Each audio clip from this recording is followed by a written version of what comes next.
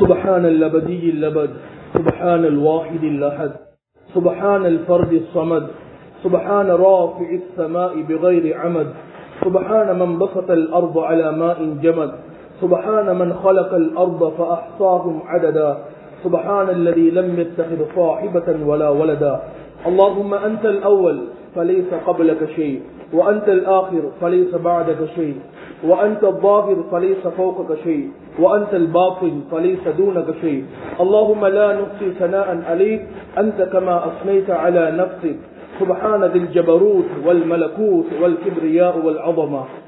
الحمد لله وحده، والصلاة والسلام على من لا نبي بعد. أما بعد، أعوذ بالله من الشيطان الرجيم. بسم الله الرحمن الرحيم.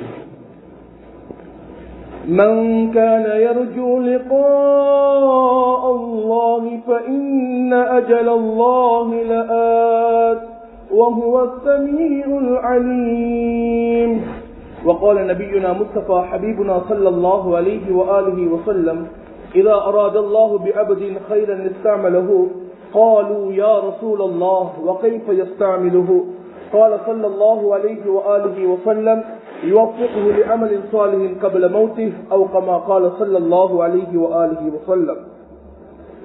எல்லா புகழும் வானத்துடைய ரப்பான, பூமியுடைய ரப்பான, அரசுடைய ரப்பான, கஅபாவுடைய ரப்பான, என்னுடைய உங்களுடைய ரப்பான அல்லாஹ்வுக்கே எல்லா புகழும். அல்ஹம்துலில்லாஹ் சும்ம அல்ஹம்துலில்லாஹ்.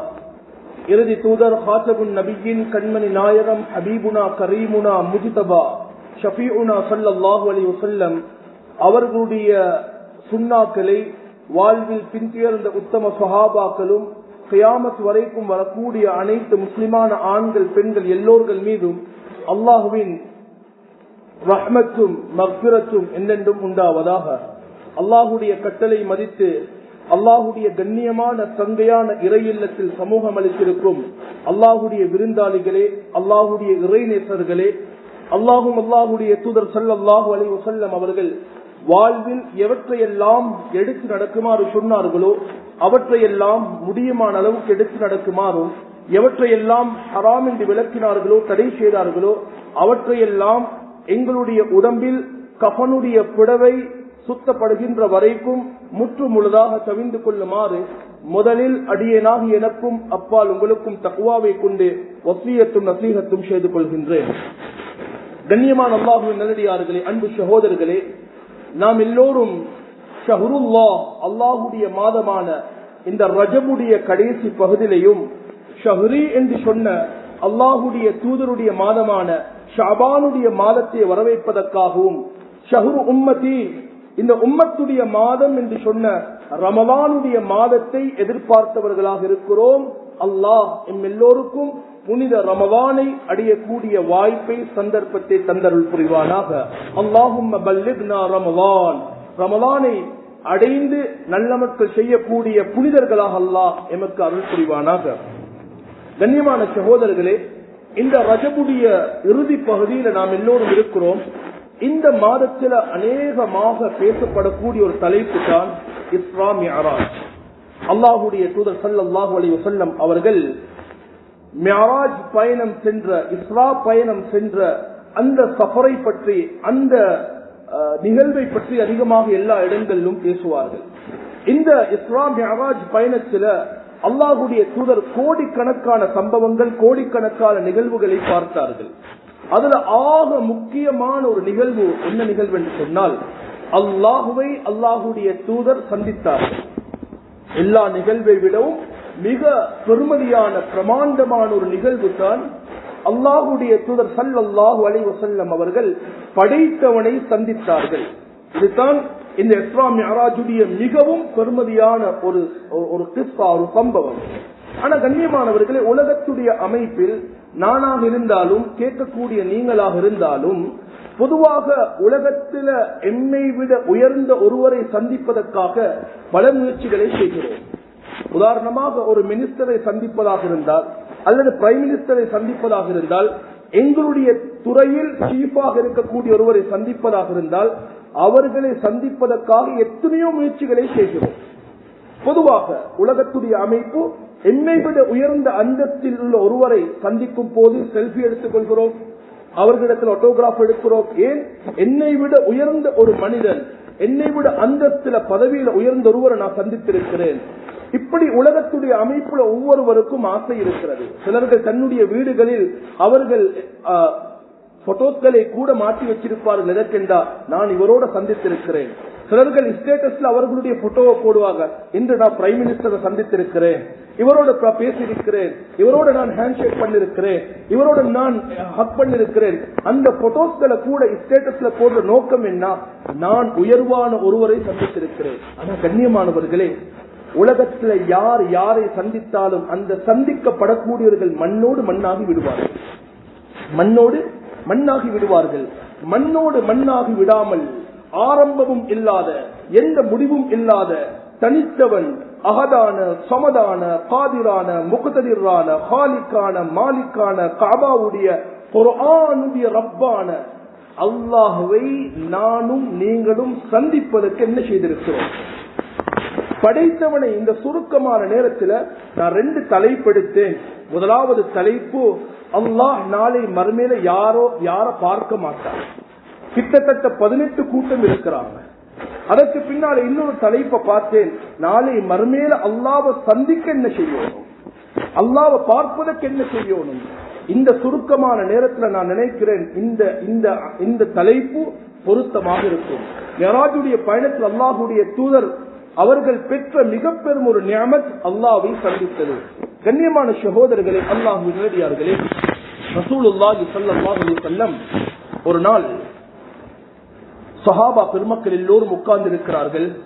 அல்லாஹ்வுடைய தூதர் அவர்கள் அந்த இடத்தில் அமர்ந்து சொன்னார்கள், நாளை மறுமையில் சுவனவாதியுடைய ஆக கூடிய சந்தோஷம் என்ன தெரியுமா? சஹாபாக்கள் சொன்னார்கள், சொல்லுங்கள் யா ரசூலல்லாஹ். அல்லாஹ்வுடைய தூதர் ஒரு ஆயத்தை ஓதினார்கள், لِلَّذِينَ أَحْسَنُوا الْحُسْنَى وَزِيَادَةٌ وَلَا يَرْهَقُ وُجُوهُهُمْ قَتَرٌ وَلَا ذِلَّةٌ أُولَئِكَ أَصْحَابُ الْجَنَّةِ. சுப்ஹானல்லாஹ். நாளை மறுமையில உலகத்தில் யார் யாரெல்லாம் நல்ல மக்கள் செய்தார்களோ அதற்குரிய கூலி நிச்சயமாக உண்டு. அதைவிடவும் அதிகமாக அல்லாஹ் கொடுப்பான். அதைவிடவும் அல்லாஹ் அதிகமாக கூலி கொடுப்பான் என்றால் ஆக கூட அந்த தரஜா என்றால் என்ன? அதைவிடவும் அல்லாஹ் அதிகமாக கொடுப்பான் என்றால் அதனுடைய மீனிங் என்ன? ரசூல் ஸல்லல்லாஹு அலைஹி வஸல்லம் சொன்னாங்க, நாளை மறுமையில சுவனவாதி எல்லாம் சந்தோஷமாக இருக்கும் போது அல்லாஹ் கேட்பானாம், மனிதா உனக்கு தந்த என்னுடைய அடியானே நீ பொருந்து கொண்டியா? மனிதன் சொல்லுவானாம், யா அல்லாஹ் எங்களுடைய முகங்கள் எல்லாம் அழகான முறையில ஜீனத்தாக்கி எங்களுடைய மீசானுடைய தராசிய கணமாக்கி எங்கள் எல்லாரையும் சந்தோஷமாக இந்த சுவர்க்கத்தில் வாழ வச்சிருக்கிறாய், நாங்கள் நிம்மதியாக இருக்கிறோம். இல்லை இல்லை, இதைவிட உனக்கு ஆக பிரமாண்டமான ஒரு சந்தோஷத்தை ஒரு நியமத்தை தான் நான் தர விரும்புகிறேன் என்று சொல்லி அவனுடைய சந்திப்பை அல்லாஹ் மனிதனுக்கு கொடுப்பார். அல்லாஹ் அந்த பாக்கியத்தை நமக்கு தருவான். இதுதான் மனிதனுக்கு கிடைக்கக்கூடிய சுவர்க்கத்தில ஆக தொப்பான ஆக சிறந்த பாக்கியம் என்பதாக ரசூல் கரீம் ஸல்லல்லாஹு அலைஹி வஸல்லம் அவர்கள் சொன்னார்கள். இமாம் ஹஸனுல் பஸரி ரஹ்மத்துல்லாஹி அலைஹி அவர்கள் சொன்னார்கள், நீங்கள் அல்லாஹ்வோடு பேச விரும்பினால், நீங்கள் அல்லாஹ் உங்களோட பேச விரும்பினால் நீங்க ஒரு அமலை அதிகமாக செய்யுங்கள். யாருக்கெல்லாம் அல்லாஹ் அவனோட பேசணும் என்ற ஆசை இருக்குதோ அல்லாஹ்வுடைய கலாமை அதிகமாக ஓதுங்கள். அல்லாஹ்வுடைய கலாமை அதிகமாக ஓதுங்கள். அல்லாஹ்வுடைய கலாமை அதிகமாக ஓதுவதற்குரிய அர்த்தம் அல்லாஹ் உங்களோட கதைக்கிறார். யாருக்கெல்லாம் அல்லாஹ்வோட கதைக்க விருப்பம் இருக்குதோ அதிகமாக துஆ கேளுங்க, அதிகமாக துஆ கேளுங்க. இல்ல அல்லாஹ் உங்களோடையும் நீங்க அல்லாஹ்வோடையும் பேச வேண்டும் என்ற ஆசை இருக்குதா, அதிகமாக தொழுகையில் ஈடுபடுங்கள், அதிகமாக தொழுகையில் ஈடுபடுங்கள் என்று ஹஸனுல் பஸரி ரஹ்மத்துல்லாஹி அலைஹி அவர்கள் சொன்னார்கள். கண்ணியமான சகோதரர்களே, குர்ஆன் அல்லாஹ் சொல்லும் போது வல்லதீன கஃபரு பிஆயாத்தில்லாஹ், யாரெல்லாம் இந்த குர்ஆனுடைய வசனத்தை பொய்ப்பிப்பார்களோ, குர்ஆனுடைய வசனங்களை பொய்ப்பிப்பார்களோ, அது மட்டுமல்ல வல்லதீன கஃபரு பிஆயாத்தில்லாஹி வலிகாஇஹி, அல்லாஹ்வுடைய சந்திப்பையும் பொய்ப்பிப்பார்களோ. என்னப்பா ஹஸ்ரத் மிம்பருக்கு மேலிருந்து அல்லாஹ்வுடைய சந்திப்பை பத்தி பேசுறாரு, இதெல்லாம் ஒரு உண்மையா? இதெல்லாம் ஏற்றுக்கொள்ளலுமா? அல்லாஹ்வுடைய சந்திப்பையும் அல்லாஹ்வுடைய வசனங்களை பொய்ப்பிப்பார்களோ உலாயிக யஇஸூ மிர் ரஹ்மதி, அல்லாஹ் சொல்றான் இவர்கள் எல்லோரும் என்னுடைய ரஹ்மத்தை விட்டும் தூரமானவர்கள். சூரா கஹ்ஃப் போதிருப்போம். சூரா கஹ்ஃபில் அல்லாஹ் சொல்லும் போது சொல்கிறான், நாளை மறுமையில் இவர்களுடைய அல்லாஹ்வுடைய சந்திப்பை யார் நம்ப மாட்டார்களோ அவர்களுடைய அமல்கள் எல்லாம் வீணாகிவிடும். ஃபலா நுகீமு லஹும் யௌமல் கியாமத்தி வஸ்னா, நாளை மறுமையில் அந்த மனிதனுக்கு எந்த மதிப்பும் கிடையாது. நாளை மறுமையில அந்த மனிதனுக்கு எந்த மதிப்பும் கிடையாது. கண்ணியமான சகோதரர்களே, உலகத்தில் ஒரு மனிதன் இன்னொரு மனிதனை சந்திப்பதற்கு பல முயற்சிகளை செய்வதை போல நாளை மறுமையில் அல்லாஹுவை படைத்தவனை சந்திப்பதற்கு ஏதாவது அமல்கள் உள்ளதா என்றால் கிட்டத்தட்ட தேடி பார்த்ததுல 5 அமல்களை குர்ஆன்லயும் அல்லாஹ்வுடைய தூதர் ஹதீஸ்லயும் நமக்கு சொல்லி தந்திருக்கிறார்கள். 5 வகையான அமல்களை சொல்லி தந்திருக்கிறார்கள்.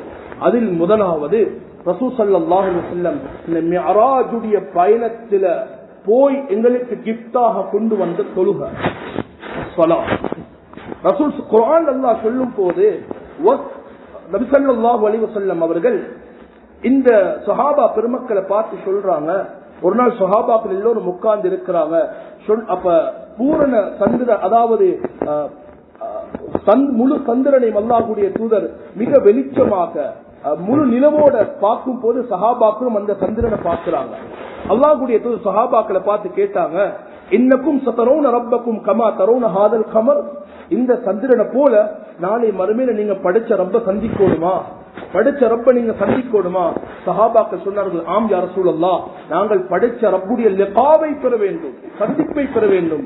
அப்போது அல்லாஹ்வுடைய தூதர் சொன்னார்கள், அலா தக்லிபு அலா ஸலாத் قبل طلوع الشمس وقبل غروبها, சூரியன் உதிக்கும் போதும் சூரியன் மறையும் போதும் உள்ள தொழுகையுடைய விஷயத்துல அசட்டை செய்ய வேண்டாம். சூரியன் உதிக்கும் போதுள்ள தொழுகையும் சூரியன் மறையும் போது இருக்கும் தொழுகையில் அசருடைய ஃபஜ்ருடைய தொழுகை, மகரிபுடைய ஃபஜ்ருடைய தொழுகை, சுபகுடைய மகரிபுடைய தொழுகையுடைய விஷயத்துல நீங்க அசட்டை செய்ய வேண்டாம், கவனீனமாக இருக்க வேண்டாம். இந்த 2 தொழுகையுடைய விஷயத்துல, ஏன் பொதுவாக புஹர் அசருடைய தொழுகை மற்ற ஏனைய தொழுகைகளை நாங்கள் தொழுதுடுவோம், இந்த 2 தொழுகையுடைய விஷயத்துல நாங்கள் கவனீனமாக இருக்கிறோம். யாருக்கெல்லாம் படிச்ச ரப்புடைய லிகா தேவையோ தொழுகையுடைய விஷயத்துல கவனமாக இருங்க, தொழுகையுடைய விஷயத்துல கவனமாக இருங்க. அதே போல 2வது ஒரு அமல் தான் ரசூல் கரீம் ஸல்லல்லாஹு அலைஹி வஸல்லம் சொல்லி தந்த, குர்ஆன் சொல்லி தரக்கூடிய அமல் சபர், பொறுமையை சொல்லி தந்தார்கள். மனிதனுடைய வாழ்க்கையில பல வகையான சோதனைகள் வரலாம், ஏற்ற தாழ்வுகள் வரலாம், அதாவது உயர்வு பணிவு வரலாம். ஆனா பொறுமை எப்பொழுதும் பொறுமையை நாங்கள் எப்பொழுதும் இழந்து விடக் கூடாது. குர்ஆன்ல பாருங்க, சில நேரங்கள்ல சில மக்களிடத்துல ப்ராப்ளங்கள் வரும் போது பொறுமையை கொண்டும் அந்த ஆயத் ஓதவான கேட்டு கேட்டு காது புளிச்சிட்டு எப்ப பார்த்தாலும் ஹஸ்ரத் எல்லா பயான்கள்லையும் சொல்றது பொறுமையை கொண்டும் தொழுகையை கொண்டும், பொறுமையை கொண்டும் எவ்வளவு தான் நாங்க பொறுக்கிறது. இது நான் சொல்லல, படைச்சவன் சொல்கிறான், தொழுகையை கொண்டும் பொறுமையை கொண்டும் உங்களோட ப்ராப்ளங்களுக்கு அல்லாஹ் கிட்ட உதவி தேடுங்க, அல்லாஹ் கிட்ட உதவி தேடுங்க. ஆனா இந்த அமல் யாருக்கு கஷ்டம் இல்லைண்டா, யாருக்கு கஷ்டம் என்றா அல்லாஹ்வை அஞ்சக்கூடியவர்களுக்கு இது கஷ்டமாக இருக்காது, அல்லாஹ்வை நம்பக்கூடியவர்களுக்கு இது கஷ்டமாக இருக்காது. அல்லாஹ்வை நம்பாத பார்டர்ல அமல் செய்யக்கூடியவர்களுக்கு இது ஒரு கஷ்டமாக இருக்கும், அவர்களுக்கு பொறுமையாக இருக்கிறது கஷ்டமாக இருக்கும், அவர்களுக்கு தொழுகையில துஆ கேட்கிறது கஷ்டமாக இருக்கும். ஆனா இந்த அமலின் மூலமாக அவர்களுக்கு கிடைக்கக்கூடிய பாக்கியம் என்ன தெரியுமா? அல்லதீன யظنون انهم ملاقو ربهم, தொழுகையை கொண்டும் பொறுமையை கொண்டும் உதவி தேடக்கூடிய மக்களுக்கு தெரியும், நாங்க ரப்ப சந்திப்போம், நாங்க ரப்ப சந்திப்போம். அந்த நம்பிக்கை அவர்களுடைய உள்ளத்தில் முழுமையாக இருக்கிறது. முதலாவது அமல் தொழுகை, 2வது அமல் பொறுமை. அதே போன்று ரசூல் ஸல்லல்லாஹு அலைஹி வஸல்லம் குர்ஆன் எங்களுக்கு சொல்லி தரக்கூடிய 3வது மிக முக்கியமான அமல் இஹ்லாஸ், மன தூய்மை. அல்லாஹ் எங்கள் எல்லோரையும் பாதுகாக்கணும். மன தூய்மை, இஹ்லாஸ், எங்களுடைய இன்டென்ஷன், எங்களுடைய நியத் அது என்ன என்று கூட இன்றைக்கு தெரியாம வாழ்ந்து கொண்டிருக்கிறோம். எந்த அமலை செஞ்சாலும் பெருமை பேசுறோம், எந்த அமலை செஞ்சாலும் பெருமை பேசுறோம். நாங்க ஒவ்வொருவரும் யோசிக்கிறோம், நான் யாராலும் ஏமாற்றப்பட்டுவிடக் கூடாது, என்ன யாரும் ஏமாற்றிவிடக் கூடாது. அப்படி யோசிக்கக்கூடிய நாங்க யோசிக்கிறோம் இல்ல, நான் யாரையும் ஏமாற்றக்கூடாது, நான் யாருக்கும் அநீதிழைக்க கூடாது, யாராலும் எவராலும் எனக்கு அநியாயம் நடக்கக்கூடாது என்று நினைக்கக்கூடிய நான், என்னால யாருக்கும் அநியாயங்கள் அநீதிகள் இழைக்கப்படக்கூடாது என்று அநேகமானவர்கள் எண்ணுவது கிடையாது. எந்த ஒரு அமலை செய்தாலும் சதக்கா கொடுத்தாலும் சரி, கண்ணியமானவர்களே, உங்களுடைய அமல்கள் பேசப்பட வேண்டும். உங்களோட மௌத்துக்கு பின்னால உங்களோட கஃபன் செய்யப்பட்ட ஜனாதாவை வச்சு சுத்தி வளைச்சு பேசப்படணும். இந்த மனிதன் நல்ல மனிதன், இவருடைய சதக்கா, இவருடைய தொழுக, இவருடைய நோன்பு. கண்ணியமான சகோதரர்களை, மூத்த உலமாக்களுடைய ஒரு பதிவு இருக்குது. யாருடைய அமல்கள் உலகத்தில் அதிகமாக பேசப்படுமோ, ஒரு மனிதன் செய்யக்கூடிய அமல்கள் அவர் ஹயாத்தோடு இருக்கும் போது, பொதுவாக நாட்டில் ஒரு சட்டம் இருக்குது, ஒருவர் உயிரோடு இருக்கும் போது அவருடைய பேர்ல பாடசாலையிட பேர் வைக்க முடியாது. ஒருவர் உயிரோடு இருக்கும் போது அவருடைய பேர்ல ஒரு பாடசாலையுடைய பேர் வைக்க முடியாது. அதே போலத்தான் கண்ணியமானவர்களே, ஒருவர் உயிரோடு இருக்கும் போது அவருடைய அமல் பேசப்படக்கூடாது. யாருடைய அமல்கள் உயிரோடு இருக்கும் போது அதிகமாக பேசப்படுமோ, அல்லாஹ் எங்கள் எல்லோரையும் மன்னிக்கணும், அது கபூலியத்துக்குரிய அமல் கிடையாது. அது கபூலியத்துக்குரிய அமல் கிடையாது. எங்களோட அமல்கள் மறைவாக செய்யப்படணும். குர்ஆன் சொல்லுது, இஹ்லாஸ் மன் கான யர்ஜூ லிகா அல்லாஹ், யாருக்கெல்லாம் அல்லாஹ்வை சந்திப்பதற்கு ஆசையுள்ளதோ, யாருக்கெல்லாம் அல்லாஹ்வை தரிசிப்பதற்கு ஆசையுள்ளோ, ஃபஇன்ன அஜலல்லாஹி லஆத், அதற்கான ஒரு நேரத்தை, ஒரு தவணையை, ஒரு வாய்ப்பை அல்லாஹ் வச்சிருக்கிறான். அதற்கு என்ன செய்ய வேண்டும்?